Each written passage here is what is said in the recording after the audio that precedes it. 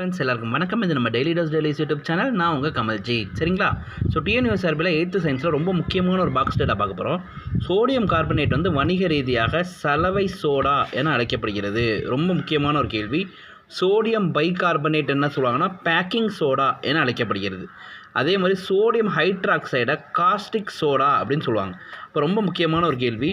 Caustic soda அப்படின்னு நம்ம எதை சொல்லுவோம்னா சோடியம் ஹைட்ராக்சைடு. இது மட்டும் இல்லாமல் இந்த சோடியம் ஹைட்ராக்சைடு தான் சலவை சோப்புகள், டிடர்ஜென்ட் சோப்புகள் தயாரிக்க பயன்படுகிறது. அதே மாதிரி பொட்டாசியம் ஹைட்ராக்சைடு வந்து பொட்டாஷ், அப்படி காஸ்டிக் பொட்டாஷ்னு சொல்கிறாங்க. இந்த பொட்டாஷ் வந்து பார்த்திங்கன்னா குளியல் சோப்புகள் தயாரிக்க பயன்படுகிறது.